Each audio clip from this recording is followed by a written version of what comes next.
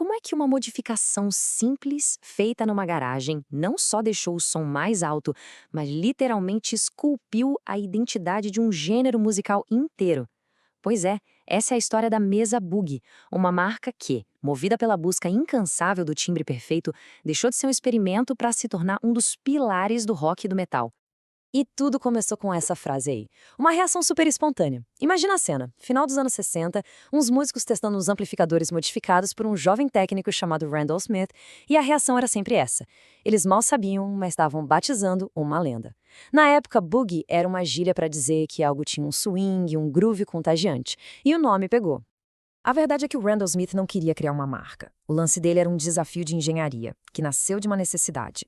Como é que se pega um amplificador pequeno e querido, como o Fender Princeton, e transforma ele num verdadeiro monstro? O objetivo era tirar o máximo de volume e sustain possível, mas, e aqui está o pulo do gato, sem perder aquela sensibilidade ao toque que todo guitarrista ama. Era a obsessão de um músico engenheiro em ação.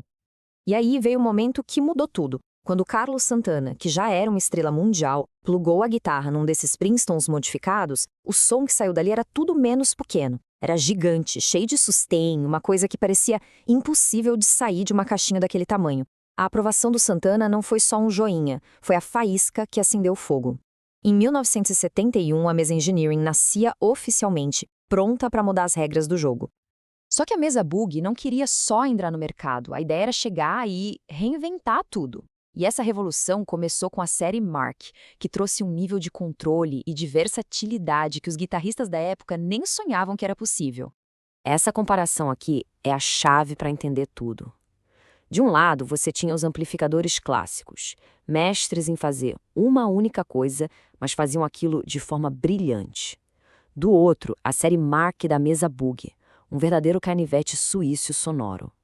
Pela primeira vez, um guitarrista podia ter, num lugar só, canais separados para som limpo, distorcido, ganho de sobra para o rock mais pesado e um equalizador gráfico que permitia esculpir o timbre com uma precisão cirúrgica. E essa combinação se tornou a grande assinatura da série Mark. Sabe, não era só uma distorção pesada, era uma distorção articulada. Cada nota, mesmo num acorde complexo ou num riff super rápido, era ouvida com uma clareza absurda. Esse equilíbrio perfeito entre brutalidade e definição era exatamente o que a nova geração do rock e do metal estava procurando. E por falar em metal, a história da Mesa Boogie estava prestes a cruzar o caminho da maior banda do gênero, forjando um som que não só definiria um álbum, mas uma geração inteira de guitarristas. No começo, o Metallica estava na pegada clássica, usando Marshalls modificados. Mas para gravar o álbum que se tornaria a obra-prima deles, o Master of Puppets, eles sentiram que precisavam de algo a mais. A dica do produtor Flemming Rasmussen para usar o Mark Kaiser Plus mudou tudo. O resultado não foi só um timbre bom, foi o timbre que se tornou a pedra fundamental do thrash metal. Mas por que deu tão certo? Porque o som do Mark Ice Plus parecia que tinha sido feito sob medida para o Metallica. Os graves eram firmes, sabe, não viravam aquela bola de som embolada. Os médios tinham aquela agressividade cortante que pulava para fora da mix. E o mais importante, a resposta era incrivelmente rápida, perfeita para os palm mutes e para os riffs cirúrgicos do James Hetfield e do Kirk Hammett. Só que a música, claro, nunca para de evoluir. Com a chegada dos anos 90, o grunge e o metal alternativo começaram a pedir um som ainda mais pesado, mais saturado. E o Randall Smith, que estava sempre um passo à frente, sacou na hora que era o momento de projetar um novo tipo de brutalidade sonora. Para a gente entender a próxima grande inovação da Mesa Boogie, a gente precisa falar um pouquinho sobre o coração do amplificador, o processo de retificação. De forma bem simples, é como o amplificador pega a energia da tomada e a transforma na energia que os circuitos dele usam. E o jeito que isso é feito, se é com válvulas ou com diodos, muda completamente o som e a pegada do amplificador. E aqui está o grande pulo do gato do novo amplificador. Ele oferecia as duas opções no mesmo aparelho. A retificação por válvula dava um som mais macio, mais esponjoso, com uma compressão natural que era linda nos solos. Aí você virava uma chavinha e pá! O som se transformava. O ataque era imediato, na sua cara, os graves viravam uma parede de concreto e o volume parecia pular para fora do alto-falante. E foi assim que nasceu o lendário Dual Rectifier. O nome já entregava tudo. Duas opções de retificação. Lançado em 1992, ele foi projetado para ser a arma definitiva do som pesado dos anos 90, com um nível de ganho e uma resposta de graves que simplesmente redefiniram o que significava ser pesado. E como acontece com muito equipamento icônico, as primeiras versões do Dual Rectifier acabaram ganhando um status quase mítico, virando verdadeiro santo graal dos timbres pesados. Mas o que elas tinham de tão especial?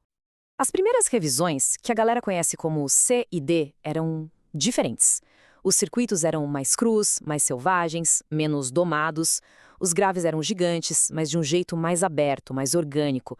Dava uma sensação de que o amplificador estava sempre no limite, um tipo de caos controlado que era incrivelmente inspirador. A distorção respondia muito mais ao ataque da palheta, o que era perfeito para a explosão do nu metal e do hardcore. Com o passar do tempo, a mesa Bug foi refinando o circuito, deixando ele mais estável, mais consistente. Uma decisão lógica do ponto de vista da produção, claro, mas muitos puristas sentem que, nesse processo, um pouco daquela magia selvagem das primeiras unidades foi, digamos, domesticada. E aí a busca por um Heavy C ou D virou uma verdadeira caça ao tesouro. Então, no fim das contas, qual é o legado da mesa Bug? Bom, é a história de dois monstros sonoros, dois pilares que definiram e continuam a definir o metal moderno. Esse quadro aqui resume tudo perfeitamente. De um lado, o Mark I Plus, que deu para o thrash metal aquela precisão cirúrgica e a agressão articulada dos anos 80. Do outro, o Dual Rectifier, que trouxe a força bruta, a parede sonora e os graves absurdos para o metal dos anos 90 em diante. Duas eras, dois sons definitivos vindos de uma única marca visionária. E no final, o ponto principal é esse. A mesa Bug nunca foi sobre apenas fabricar amplificadores. Foi sobre forjar as ferramentas que permitiram que a evolução da música acontecesse. O Randall Smith não vendia caixas que faziam barulho. Ele dava aos artistas as ferramentas para transformar as ideias mais brutais que eles tinham na cabeça em realidade sonora. O que nos leva de volta ao comecinho de tudo. Uma história que nasceu numa garagem com a busca de um cara por um som melhor e que acabou definindo o rugido de gerações inteiras. E isso faz a gente pensar. Quantas outras revoluções sonoras não estão, neste exato momento, começando numa garagem qualquer, só esperando a hora de mudar o mundo da música de novo?